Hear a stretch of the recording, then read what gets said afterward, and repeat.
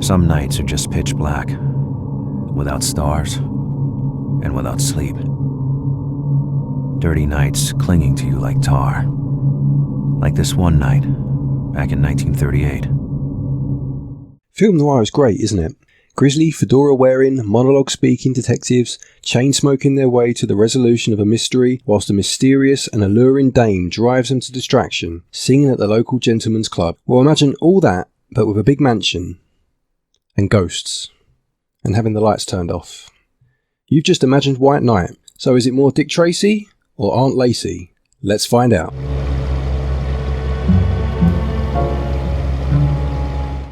Hi, this is Glen at SwitchUp. Many thanks to the developers for this review copy. White Knight starts as most film noir inspired games do, with a monologue. As the character tells us how tonight was meant to be just another night, he is involved in a car accident and staggers towards a nearby, quite dilapidated mansion looking for help, but what he finds is anything but helpful. In a world of neo-retro style games using 8-bit style graphics, it's always refreshing when a game comes along that goes against the grain.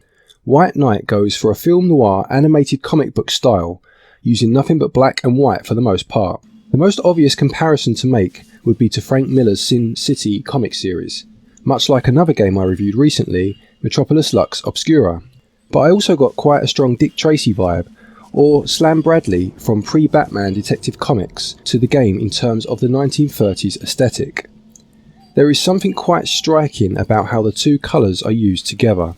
This is sometimes achieved by messing with your expectations of which colour should be where, such as by using white for the night sky and black to represent the moon.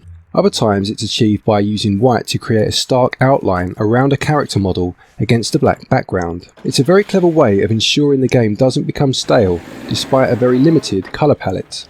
The only real splash of colour is the orange glow of your lit match, shining against the darkness, and again, this tiny ray of light against the bleak surroundings seems to mirror your character's current plight and creates quite an eerie atmosphere. It reminded me of the first time you explored the Spencer Mansion in the original Resident Evil, only with all the lights turned off. This extends to the preset camera angles used, again much like the early Resident Evil games.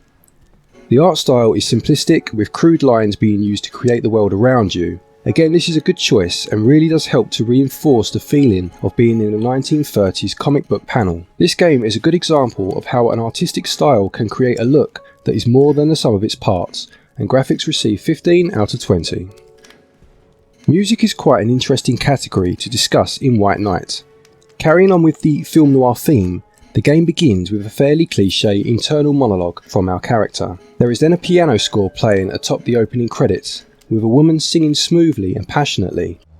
A silver coin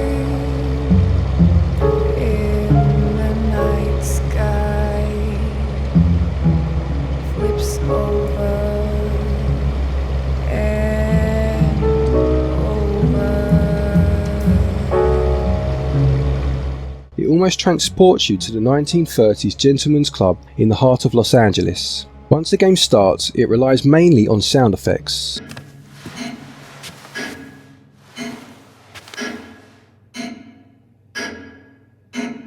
There is no music playing consistently through the game. Instead, you have footsteps, bells chiming, crows squawking, and wind blowing. Every so often you will trigger a cutscene, and at this point music will begin to play, coupled with more of your character's internal monologuing. This music is made of piano and violin chords, and is used quite effectively. I especially like how the music builds slowly, almost uncomfortably at times, especially when coupled with some of the more intense monologues. Music is a bit of a mixed bag in all honesty. The score, when used, is very good, and goes from quite sombre to fairly creepy in an instant. And although the character's dialogue is cliched, it's delivered very well, but some of the sound effects are overused and become a little overbearing after a while.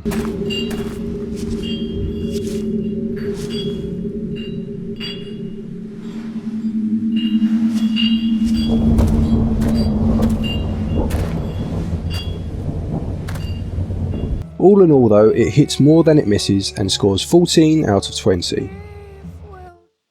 You move around your environment, which is made up of preset camera angles as already mentioned. As you move around, a magnifying glass icon will appear in the top right of the screen. This allows you to obtain information about an area or an object.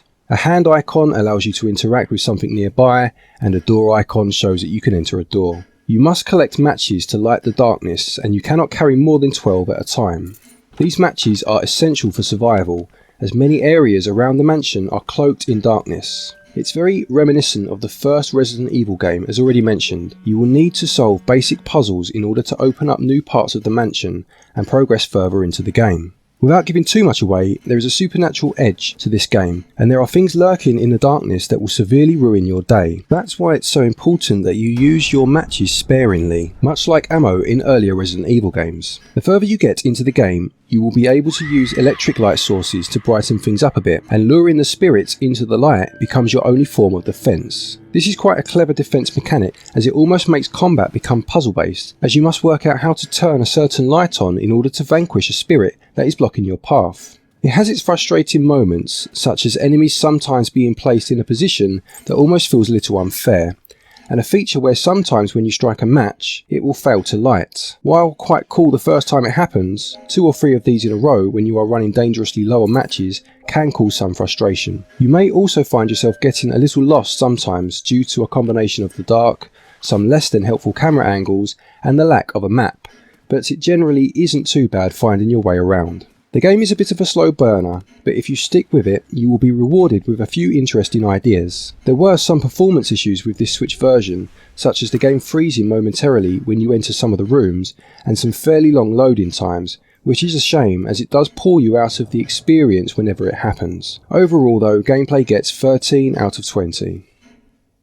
You move your character using the left stick and interact with objects when prompted with a press of the A button. Pressing B allows your character to strike a match when you have some, and tapping B repeatedly will put the match out. You earn the ability to run shortly into the game by pressing the Y button. As the game uses fixed camera angles, players not used to this style of play may find themselves a little disoriented when the screen suddenly changes and you are facing in a different direction than before. The key is to keep the stick down in the direction that you were originally going, and the game will use this as the default forward command even if the camera angle has changed. It doesn't take a lot of getting used to for newer players, and Resident Evil veterans will feel right at home, but there will still be the odd occasion where whilst running away from something towards the screen, you will promptly get confused as the camera angle changes and run straight back into your attacker. Controls receive 13 out of 20.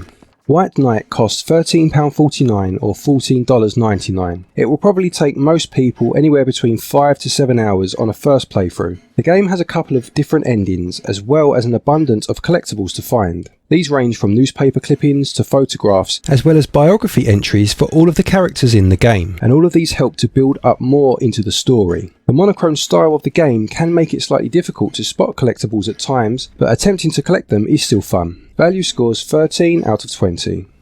To conclude, White Knight is a decent survival horror game with bags of style and some interesting ideas to bring to the table. It does make a few missteps along the way, such as the occasional frustratingly placed enemy and being a little too realistic for its own good when it comes to dud matches, and there are some performance issues and longer than okay load times. Having said all that, if you are a fan of the early Resident Evil games, then you'll find a lot to like here, and it receives a SwitchUp score of 68%. Thank you as always everybody for watching. Please leave a like if you like what you saw or what you heard, and consider subscribing for all things Switch all the time, and as always, happy gaming. I'm so